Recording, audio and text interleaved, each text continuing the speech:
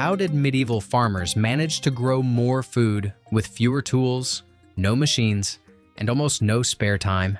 Their lives were brutal, yet year after year, their harvests somehow improved. No high-tech solutions, no chemical shortcuts, just time-tested techniques that actually delivered results. Their biggest breakthrough? Crop rotation. The do less, get more life hack of the Middle Ages. Like discovering your phone's flashlight button instead of stumbling through the dark, it just made sense. Farmers would divide their land into 2 or 3 fields. One field got wheat or rye for bread. Another was planted with beans or peas, which gave nutrients back to the earth. A third, if they had it, was left empty. Basically telling the field, you look drained, take 5. Then the next year, everything swapped places. Wheat became beans. Beans became the nap field. The nap field got back to work. Why did this work so well? Because plants aren't all the same. Wheat and rye suck nitrogen out of the soil. Beans and peas do the opposite. They give nitrogen back. And the field left to rest? It healed on its own. Medieval farmers figured out what many still haven't. Sometimes the most productive strategy is to just step back and let nature do its thing. Wish someone would tell that to my manager during those endless Monday meetings. This rotation system came with big-time benefits. Soil stayed rich without needing loads of fertilizer. Crop diseases couldn't settle in. It was like playing musical chairs with pests. When the music stopped, they were left standing and starving. Weeds didn't get comfy either. Think of it like moving the neighborhood troublemaker every year before they could turn their lawn into a weed empire. It also reduced risk. A storm might ruin the wheat, but leave the beans untouched. Farmers ended up with more food from less work. Studies suggest this system boosted yields by 20 to 30%. By the 1300s, it was the go-to strategy across Europe. England called it the 3-field system. Germany and France had their own 2-field version. Trust medieval Europeans to argue over farming like we argue about which streaming service is worth the subscription. This wasn't just clever, it was a survival strategy that lightened the workload. And crop rotation? Just the opening act. These weren't just grimy peasants, they were muddy boot geniuses. And their next move would revolutionize farming forever. Medieval farming was grueling. For centuries, farmers fought the land with wooden plows that barely scratched the surface. Trying to use them on northern European soil was like slicing frozen steak with a spoon. Those early plows were just sharp sticks dragging through dirt. They worked okay on the soft sands of the Mediterranean, but up north, with all that thick, sticky clay, they were hopeless. Then came the 9th century, and with it, a breakthrough, the moldboard plow. Possibly the greatest invention in medieval agriculture. What made it different? 3 parts. One powerful combo. The coulter, a vertical blade that cut down. The plowshare, a horizontal cutter that sliced under. And the MVP, the mold board, a curved board that flipped the soil over. This flipped earth-buried weeds and leftover crops, turning them into fertilizer for the next round. Unlike today's upgrades that come with endless software updates and forgotten passwords, this one just worked and made farming better for good. The heavy soil of northern Europe, once seen as a nightmare, became a hidden gem. The moldboard plow thrived in this dense, damp earth, exactly the kind found in places like England, France, and Germany. Older plows needed 6 to 8 oxen to drag them through the muck. The moldboard version, just 2 to 4 animals could do the same job. That's cutting the oxen crew in half. Fewer animals meant less land wasted on growing their food, and more land freed up to grow crops for people. Medieval farmers could stop acting like full-time ox wranglers and get back to actual farming. Some studies suggest moldboard plows could ready a field in half the time. That's hundreds of labor hours saved per farmer every single year. But these new plows weren't all sunshine and sunflowers. They were bulky, complicated, and needed skilled blacksmiths to build. A solid plow cost months of a farmer's income. Most villages couldn't afford one alone, so they pooled their money to buy a shared plow. This kind of cooperation gave rise to more organized, tight-knit farming communities. Everyone had to work together to make it work. From 900 to 1200, the moldboard plow spread across Europe, not just transforming how fields were tilled, but how people lived. Populations in Northern Europe exploded, all thanks to a smarter way to flip some dirt. As impressive as these farming upgrades were, medieval farmers understood something even more valuable than clever tools. Farming wasn't a solo mission. These weren't lone wolf survivalists, they were team players in muddy boots. The entire farming setup was built on collaboration. Most villages use something called the open field system. Instead of each family having one fenced-off farm, the land was divided into large, open areas. Families worked narrow strips of land scattered across these fields, weaving a patchwork of shared responsibility and teamwork. At first glance, this setup sounds like a logistical nightmare. Imagine if your school gave you a different desk in every room, and you had to sprint across campus between classes. Total chaos, right? But this strange patchwork system actually had some sneaky advantages. First, it made land distribution fairer. Every family got a mix of good and not so good land. With strips scattered across the fields, no one got stuck with all the rocky, useless patches. Second, it locked everyone into a shared farming schedule. When your land was sandwiched between your neighbors, you had no choice but to plow, plant, and harvest around the same time. Nothing like a little medieval peer pressure.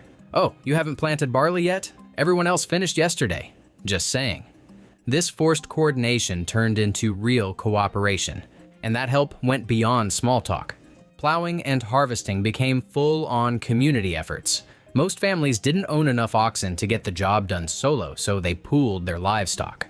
Records from medieval England show that more than 75% of farmers had just one ox, or none.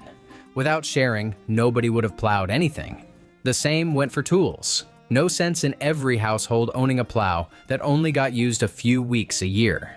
Instead, villages chipped in for one good plow and took turns using it. But the teamwork didn't stop at tools and oxen. Farmers also helped each other harvest. Manor records show that during busy harvest weeks, a typical farmer might spend 3 days on their own land and 3 days helping neighbors. Even food wasn't off limits to sharing. Many villages kept a communal grain store for families hit by bad luck.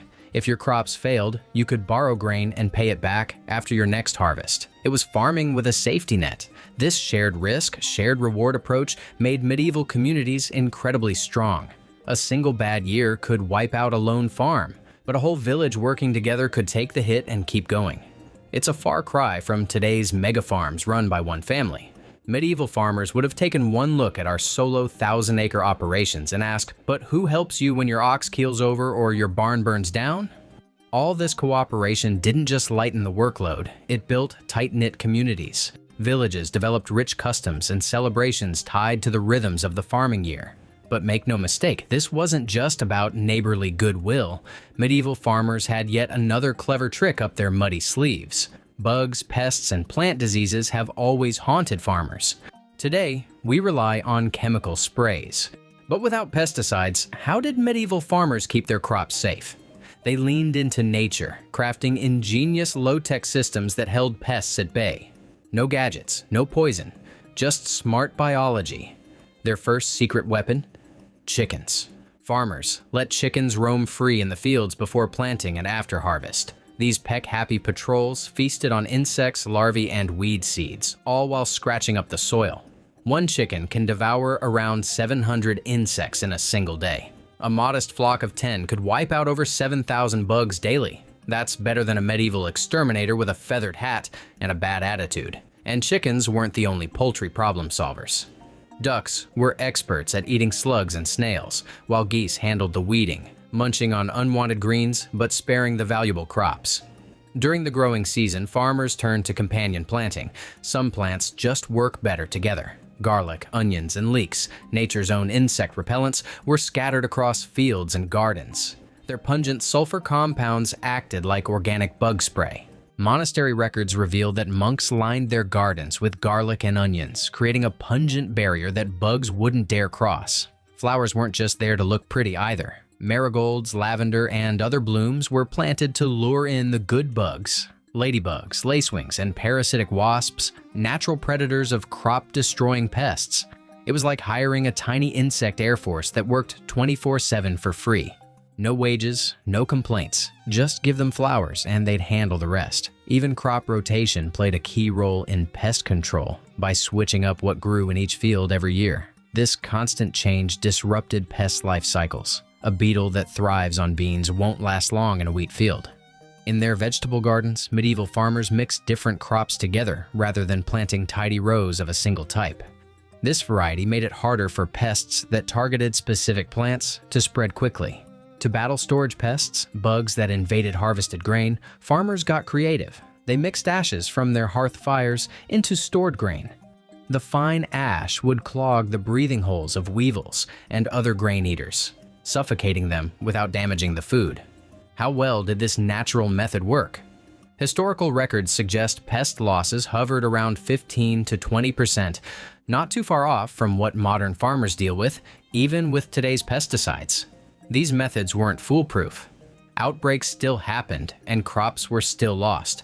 But considering medieval farmers had no manuals, no labs, and definitely no YouTube tutorials, their resourcefulness was seriously impressive. These pest strategies helped defend crops, but often the toughest fight wasn't against bugs, it was against weeds. If you've ever weeded a garden, you know it's not exactly a party.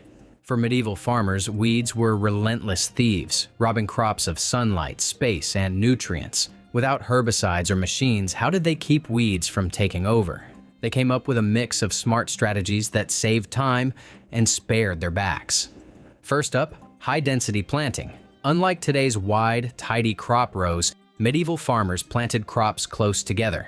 This thick planting blocked sunlight from reaching the soil, which made it tough for weeds to sprout. It's like trying to find a camping spot at a sold-out music festival. If every inch is already taken, good luck squeezing in. And when they did need to weed, they did it early and fast. Using short-handled hose called hand mattocks, they skimmed just under the soil's surface to slice off weed seedlings before they could dig in. Timing was everything. Most weeding happened 3 to 4 weeks after planting, the sweet spot when most weeds had sprouted but hadn't yet anchored themselves. By striking early, farmers could clear a field in a third of the time it would take to fight off fully grown weeds. For grain fields, medieval farmers developed a specialized tool called a weeding hook. This was a small, sharp blade attached to a long handle that allowed the farmer to reach between grain plants and slice off weeds without bending over. A skilled farmer using a weeding hook could clear weeds from an area about 10 times faster than by hand pulling alone. These weeding hooks were so valuable that they often appear in lists of inherited tools in medieval wills. Apparently, Here's My Favorite weed-killing stick was considered a meaningful family heirloom. Another strategy was to time plowing carefully. After harvest, fields would be plowed immediately to bury any weed seeds that had fallen on the surface. By burying these seeds too deep to germinate, farmers prevented the next generation of weeds before they could start. Medieval farmers also used what we now call stale seedbed techniques. They would prepare a field for planting, but then wait 1 to 2 weeks for weeds to sprout, then hoe them away before planting their actual crop. For vegetable gardens, layers of straw, leaves, and even wool waste were spread between plants to block weeds from growing. When all else failed, medieval communities turned to teamwork. Village records describe weeding days when everyone would work together to clear fields.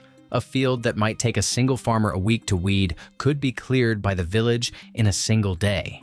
How effective were these methods? Weed scientists who have studied traditional farming estimate that medieval weed control methods could reduce weed pressure by 60 to 70% compared to unmanaged fields. Of course, medieval farmers didn't win every battle against weeds. If time travel were possible, you could identify a medieval farmer by their remarkably strong back and calloused hands, evidence of the weeding war they fought their entire lives. While these weeding tricks helped grow more food with less labor, medieval farmers still faced an even bigger challenge. Weather has always been the great wild card of farming. Too much rain, not enough rain, unexpected frost, summer hailstorms. Any of these could destroy months of hard work in a matter of hours. In today's world, farmers have weather forecasts, irrigation systems, and crop insurance. Medieval farmers had none of these luxuries. So, how did medieval farmers protect their crops when Mother Nature threw a tantrum?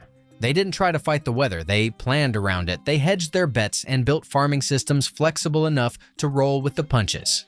One of their smartest moves was diversifying crops. Instead of relying on a single harvest, they planted 5 to 7 different grains and vegetables each year. That way, no matter what the weather did, something was bound to survive. Take rye and barley, for instance. These hardy grains could handle cold, soggy weather that would kill wheat. Beans and peas held up better during dry spells. It's like going to a potluck and bringing one favorite dish, one crowd pleaser, and one wild experiment. No matter what's on the table, you've got something to eat. Farmers also planted the same crops in multiple places. A wheat field in the lowlands might flood in a wet year, but wheat on higher ground would be fine. Records show they often planted the same grain in 3 or 4 spots around the village, each with slightly different conditions. Timing mattered too. They didn't sow everything at once. Instead, they staggered planting over several weeks. That way, if a late frost wiped out the early crops, the later ones still had a shot. Even in bad weather years, studies of medieval records show farmers could often harvest 30 to 40% of a normal yield, enough to get by if they rationed carefully. And then there was water management. Farmers dug ditches to drain soggy fields and built raised beds to stay above the flood line. In drier regions, they created water meadows, ingenious systems that temporarily diverted streams to irrigate fields just when the crops needed it most. Medieval farmers also became skilled at reading the natural world to predict the weather. They didn't have access to satellite images or digital forecasts, but they relied on generations of careful observation. They studied cloud movements, animal habits, and the behavior of plants to sense incoming weather shifts. A red sky at night might mean the next day would be calm.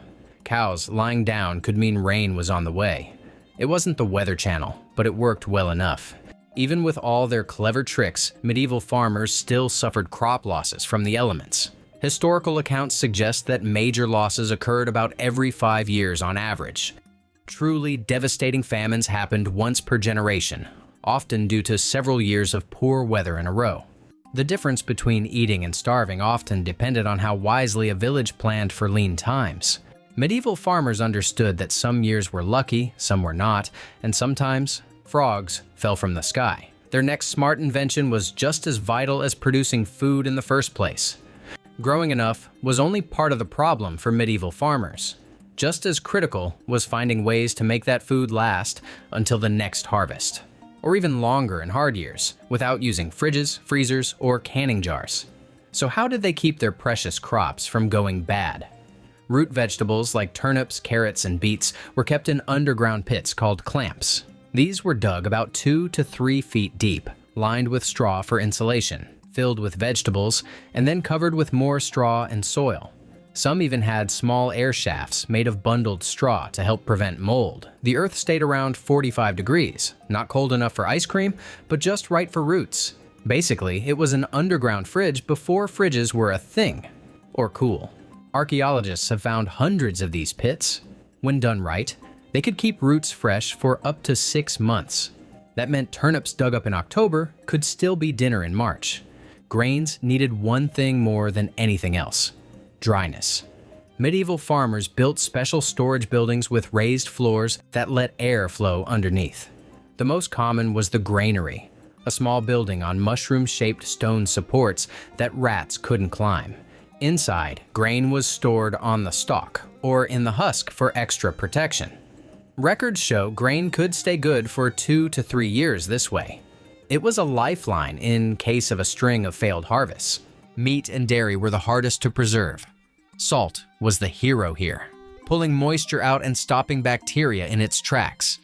Pork, beef, and fish were rubbed with salt and packed in barrels or clay jars layer by layer. Salt was so vital that some workers were paid in it. That's where the word salary comes from. Yep, people were literally worth their salt. Smoking was another go-to method. Meat and fish were hung in special smokehouses where low fires made cool smoke that slowly dried and preserved the food. This method added extra protection and flavor. When combined with salt, it could keep meat good for months or even years. Some families were still eating last winter's meat when autumn slaughter rolled around again. For dairy, extra milk was made into cheese, coated in wax or cloth, and kept in cool cellars to age for months. Vegetables were often preserved by fermentation. The same method that gives us sauerkraut today, cabbage, turnips, and other veggies were sliced thin, mixed with salt, packed into barrels, and left to ferment. This process helped preserve essential nutrients and provided important vitamins through the cold winter months. What's truly impressive about these methods is that they needed no fancy tools, just careful observation and wisdom handed down over time. With these techniques, a good harvest didn't just feed people for a season, but could sustain a village for years. It's one of the key reasons medieval communities were able to survive and sometimes even flourish. Their solutions were practical, smart, and surprisingly effective for the time.